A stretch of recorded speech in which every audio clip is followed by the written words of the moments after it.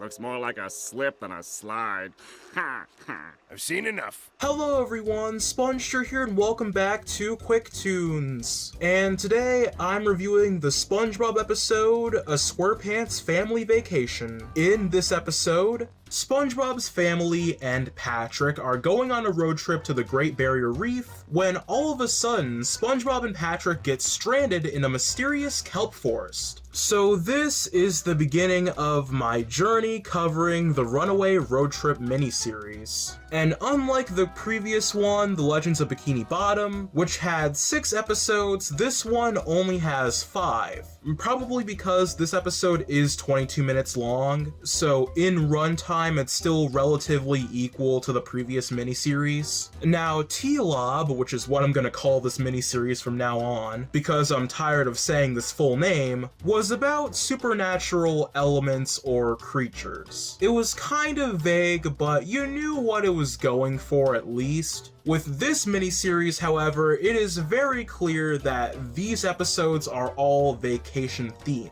which is why they are grouped together. And these episodes all start with a character showing another character or characters their slideshow for their vacation. And every episode is focused on a different character's vacation, which makes these pretty interesting. It's a neat setup, and even though these don't take place on the same night, which would have been even cooler, it's still nice to see these episodes connected in some way, even if it's not literally connected. Now, this episode focuses on SpongeBob's road trip, which was also a road trip with Patrick, and for 22 minutes, it's great. Now, my perspective might be a bit biased. I did watch this episode a lot as a kid, so many scenes and line deliveries are very easy for me to recount, but I genuinely feel like this episode does hold up pretty well. Now, first off, I think it holds up because the jokes are pretty good, and they're good for a variety of reasons. Like SpongeBob tricking Squidward into watching his slideshow by telling him there's going to be a latte sipping contest is such a strange lie coming from SpongeBob of all people. Like, that was the first thing that he could think of to convince Squidward into doing this. Like, not a clarinet recital or a dancing competition. No, it's the bizarre concept of a latte sipping contest. It's definitely an interesting joke to add. Also, the sheer idea of SpongeBob being self-aware enough to know that no one wants to willingly watch his slideshow, and knowing that he has to coerce all these people into watching it is so funny simply because it doesn't feel like it should be in his character,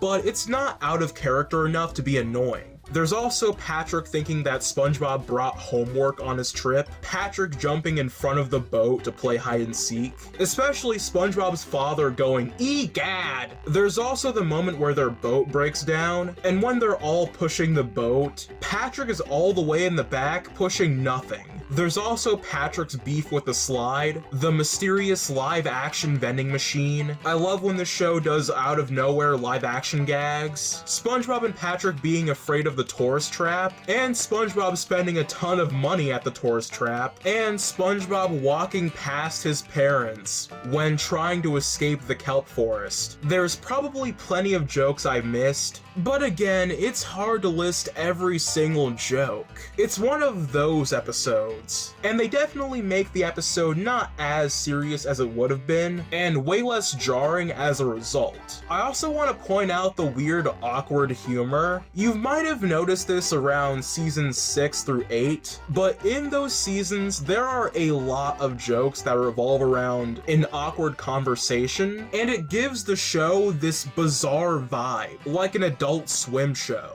And here they work decently, but this does bring me to the first of 2 problems I have with this episode. Some jokes do feel like they're padded out for time, and I feel that especially because this is double length, so I would not be surprised if they were trying to pad things out for time, but it does lead to certain scenes feeling very slow. Like when they're at the gray ground, for example. It really feels like they let certain jokes just sit. And while that can be a good thing at times, it's better than the ADHD writing of the newer seasons, but it does feel like they could pick up the pace a little bit. Maybe if this episode's length was 15 minutes, it wouldn't be an issue.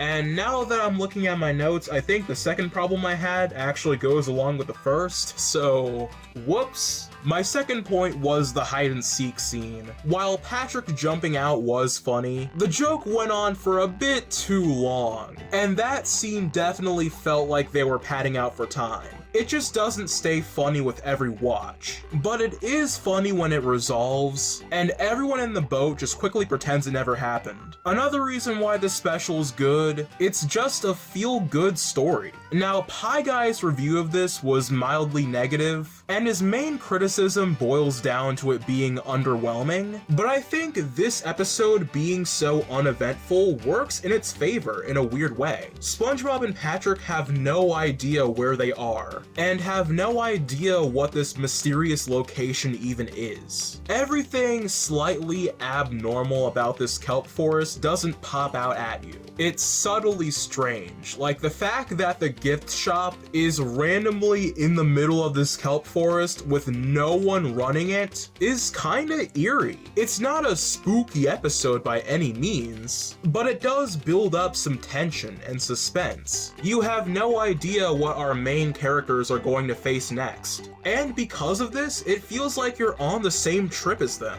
You're along for the ride. It's part of the appeal of Frozen Face-Off for me. These characters are being put in a dire situation, and you feel that situation and the environment they're trying to escape, and this leads to a lot of very amusing scenes. There's the road song, which is a classic, but there's also the scene where they're going down the sewage pipe that always made me think of Brain Surge when they go down the brain drain. SpongeBob playing the soothing whistle, calming all the weird creatures around them, and the Above the Road song that caps everything perfectly. It makes you feel rewarded for being on the same trip as these two. That's why this always felt so pleasant to watch. The environment sticks and leaves an impact because of the little that actually happens. And also another good thing about this episode, SpongeBob and Patrick make for a good duo. Sometimes because of episodes like I'm What's Stupid and Gone, it's easy to question if these two actually have a strong friendship,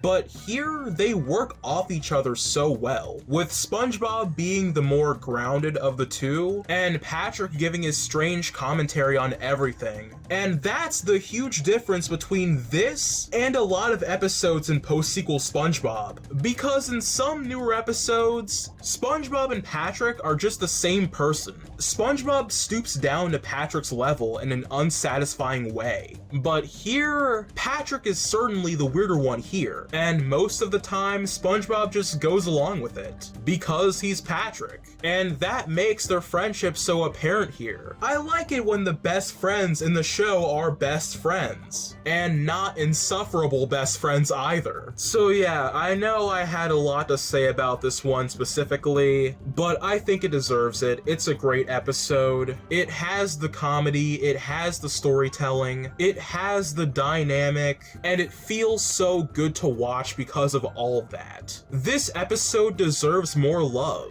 and I do consider it a highlight in season 8. Watch this again if you haven't in a long time, or if you haven't seen it at all. Maybe you'll feel a similar way. But we'll see if any of the next 4 episodes rival this one. Honestly, I'm kinda skeptical, but who knows? Crazier things have happened. Overall score, 8 out of 10. I'm a Spongestur, and I'll see you guys next time. Bye!